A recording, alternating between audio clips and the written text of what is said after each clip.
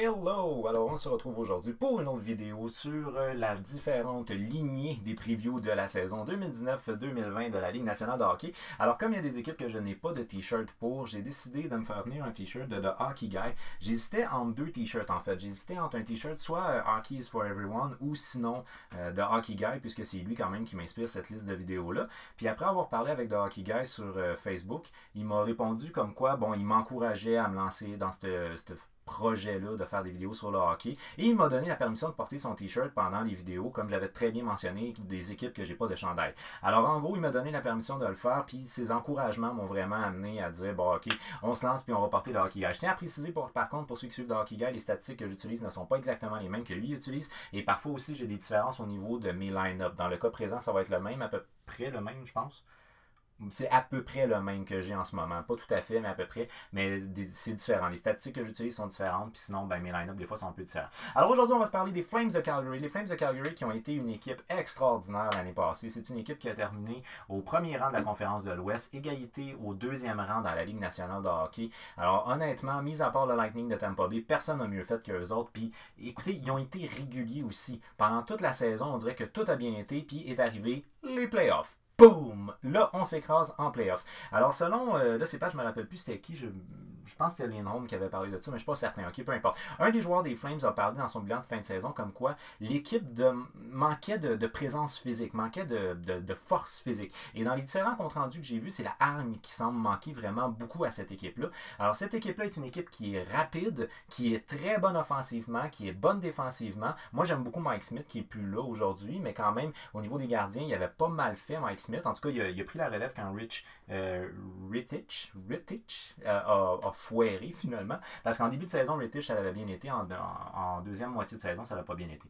Alors bref, c'est une équipe qui est complète de manière générale et je pense que il n'y a pas grand-chose qui a changé, c'est pas pour rien. Vous remarquez que les noms en rouge, c'est les joueurs qui sont arrivés pendant la saison morte, soit signature ou transaction.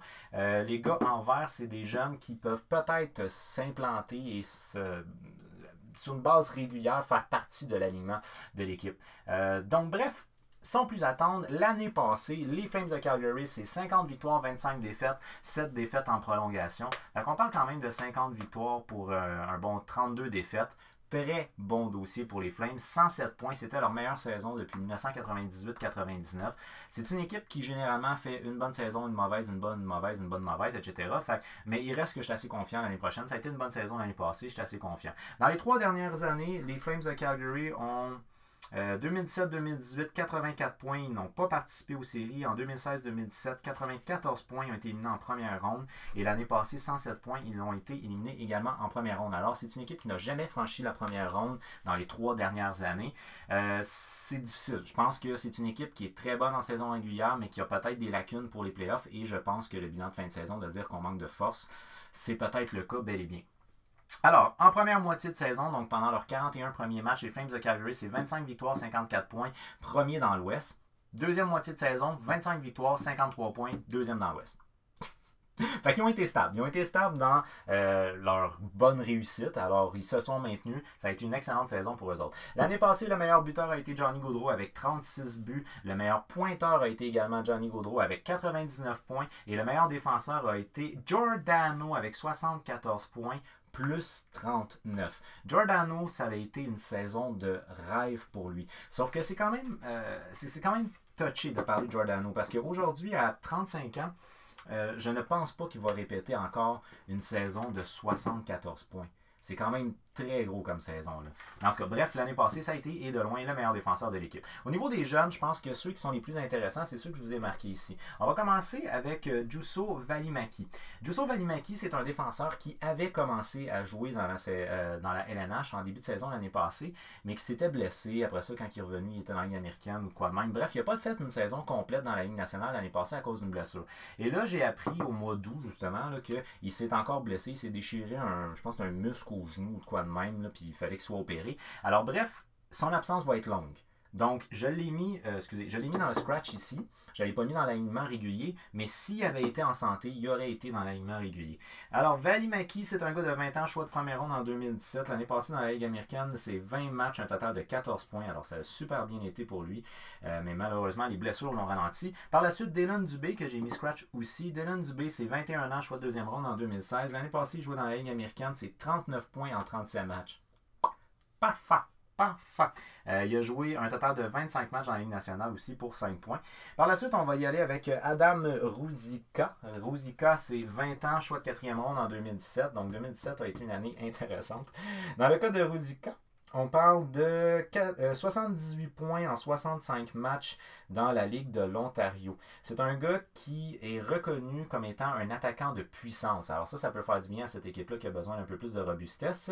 Mais malheureusement, il ne jouera pas dans la LNH l'année prochaine. Tout semble croire qu'il devrait jouer dans la Ligue américaine.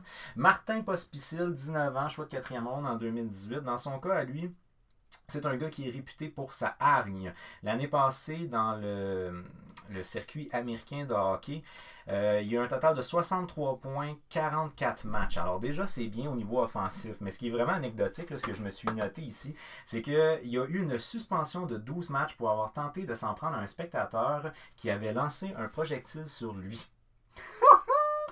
Fait que c'est un gars qui a de l'émotion. Et ça, c'est quelque chose qui peut peut-être être intéressant. On a Kachuk aussi qui a de l'émotion dans cette équipe-là. Et puis sinon, je clore le tout au niveau des jeunes avec Jacob Pelletier, 18 ans, choix de première ronde cette année. Ça, là, c'est un gars, il est tout petit, mais c'est un gars qui offensivement promet énormément. Il va jouer à Moncton l'année prochaine. C'était 89 points en 65 matchs dans la Ligue junior majeure du Québec l'année passée. Alors, au niveau de l'alignement, je pense qu'il n'y a aucune question à se poser. Là, un fait anecdotique que j'ai appris, c'est que la première ligne des Flames de Calgary est très superstitieuse. Et selon The Hockey Guy, il semblerait qu'ils boivent tous du Gatorade mauve. Ah, ça doit être ça qui est la base pour avoir des bonnes statistiques dans la NH, I guess so. Alors, le premier allié gauche, pas de question à vous poser. Johnny Gaudreau, l'année passée, 99 points en 82 matchs. Matthew Tkachuk, 77 points en 80 matchs, va être mon deuxième allié gauche. Il n'est pas encore signé, mais il faut qu'il signe. Ils n'ont pas le choix. Il faut qu'ils signent.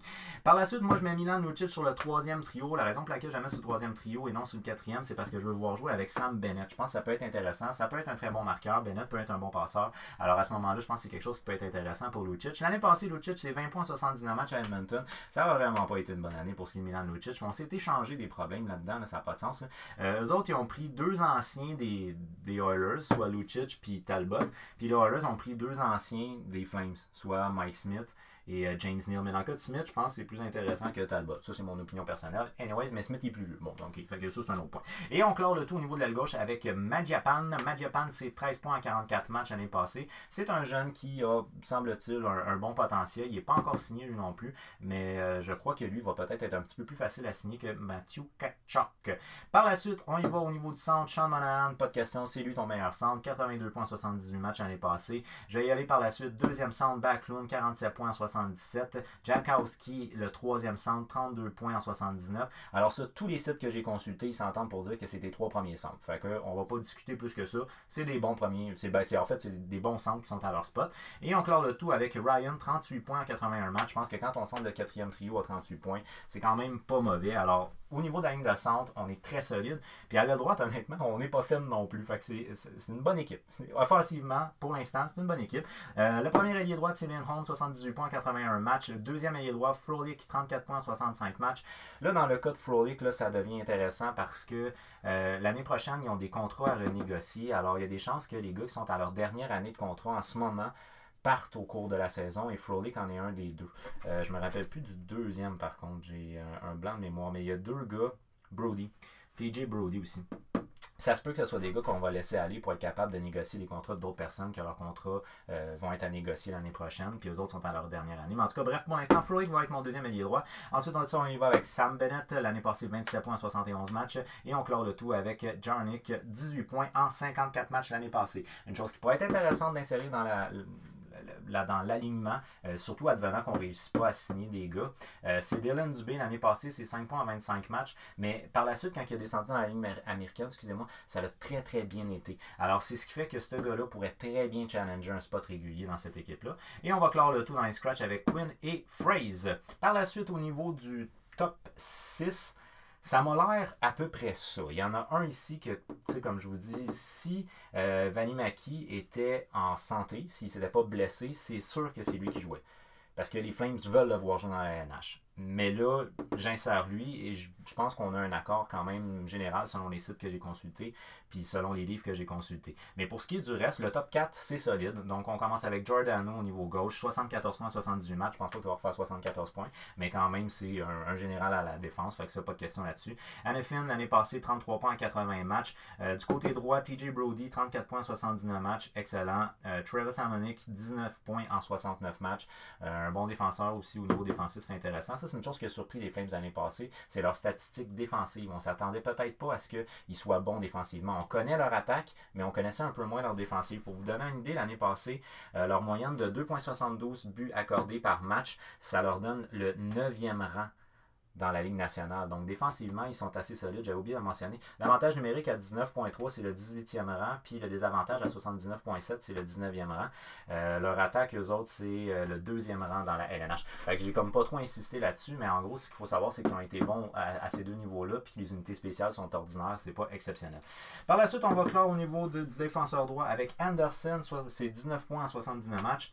Au niveau gauche, j'y vais avec Kylington. Kylington, l'année passée, il a joué 38 matchs, il a fait 8 points, advenant que Valimaki va prendre sa place, d'après moi. Et puis au niveau des scratchs, à part Valimaki, on y va avec Davidson. Là, un point d'interrogation qu'on a, c'est encore une fois au niveau des gardiens. Ça fait une couple d'équipes que j'en parle, là, mais c'est un gros point d'interrogation pour moi.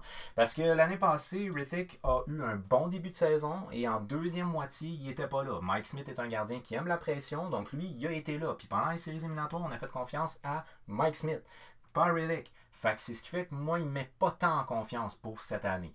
Puis là, on a été chercher Cam Talbot qui vient de connaître une année désastreuse. Fait que au niveau des gardiens, je suis vraiment pas en confiance pour ce qui est des Flames. Je pense qu'ils ont un excellent 6 défenseurs, ils ont une très bonne attaque, mais au niveau des gardiens, un peu plus chancelant. L'année passée, Riddick, c'est 45 matchs. De la misère. 45 matchs, 2,61 de moyenne, 911 d'efficacité. Bon, Cam Talbot, l'année passée avec les Oilers, c'est 35 matchs, 3,40 de moyenne, 892. Honnêtement, une saison à oublier pour Cam Talbot. Et par la suite, on va clore le tout avec le troisième gardien. Gillis, il a joué 11 matchs, 2,88, 896 avec les Flames l'année passée. Normalement, Gillis devrait être ton gardien qui va être ton partant dans la Ligue américaine. D'après moi, le jeu de Cam Talbot, d'après The Hockey Guy, l'ajout de Cam Talbot prouve qu'on n'a pas vraiment confiance en Gillis pour être le backup de Riddick. Je le crois. Mais d'après moi, l'ajout de Cam Talbot fait qu'on veut peut-être comme une course ou une espèce de challenge, de fine competition, une bonne compétition entre les gardiens de but. Puis à ce moment-là, ça peut être intéressant de voir si Gillis va être capable de voler le spot à un des deux autres gardiens. Mais je pense quand même que le gardien de confiance, ça va être Riddick. Alors, de manière générale, c'est le portrait d'équipe. Honnêtement, pas beaucoup de choses qui ont changé. Il faut qu'il signe Tkachuk, selon moi, par exemple. Ça, ce serait super important. De manière générale, cette équipe-là est encore une excellente équipe offensivement. Elle est encore une très bonne équipe défensivement. C'est au niveau des gardiens de but que j'ai une grosse question. Je ne pense pas qu'ils vont être aussi réguliers qu'ils l'ont été l'année passée. Donc moi, je ne prévois pas que cette équipe-là va encore finir au premier rang de la conférence. D'après moi, c'est une équipe qui devrait être dans le top 4. Donc 1 à 4, mais je ne pense pas que c'est une équipe qui va nécessairement finir encore une fois au premier rang. Et mon gros point d'interrogation, c'est vraiment les gardiens. Mais il reste que ta défensive a joué solide l'année passée, donc si Giordano ralentit pas trop, ça devrait encore bien aller cette année. Puis ton attaque est là. Ça, l'attaque, il n'y a pas vraiment de questions à savoir là-dessus. Alors, l'indice de Hockey Guy, lui, il va avec les divisions. Au niveau de la division, ça... écoutez, s'ils finissent 1-4 dans la conférence de l'Ouest, il faut qu'ils finissent dans le top de la division aussi. Fait que j'irai avec un 3 dans la division. C'est ça. Mais pas nécessairement deuxième dans la ligue, pas nécessairement premier dans la conférence. C'est mon opinion. Alors, The Hockey Guy croit que les Flames de Calgary pour l'année prochaine vont terminer entre le 1-3. Fait que on est exactement à la même position, moi et lui. Alors, c'est ce qui en est pour l'analyse statistique des Flames de Calgary. Si jamais vous êtes un amateur des Flames de Calgary, s'il vous plaît, faites-moi part. Qu'est-ce que vous pensez de cette équipe-là? Est-ce qu'elle va se rendre loin? Où est-ce que vous pensez qu'elle va terminer? Est-ce qu'il y a des joueurs, d'après vous, qui sont en danger dans cette équipe-là? Est-ce qu'il y a des joueurs, d'après vous, qui vont surprendre cette année? Je pense que dans les joueurs qui peuvent peut-être surprendre, Sam Bennett. je m'attends à quelque chose de peut-être plus fort cette année que 27 points. Puis dans les joueurs qui sont à risque, pour les raisons financières que je vous ai mentionnées tantôt, TJ Brody, Michael Frolik. Alors bref, c'est mon opinion sur les Flames de Calgary. Quelle est votre opinion à vous? La position, les joueurs qui vont sortir forts, les joueurs qui vont sortir faibles. Laissez-moi savoir ça au travers des commentaires. Bien entendu, je vous invite à faire un j'aime sur la vidéo si vous l'avez aimé, la partager pour qu'on jase avec plus de monde et vous abonner à la chaîne puisque c'est un projet de 31 équipes. C'est pas fini. Il y a d'autres vidéos qui sont déjà faites, allez les regarder, mais sinon, il y a d'autres vidéos qui s'en viennent également. Alors sur ce, moi je vous souhaite une excellente fin de journée. Je vous dis un très gros merci de m'avoir écouté, puis restez cool, on se revoit prochainement.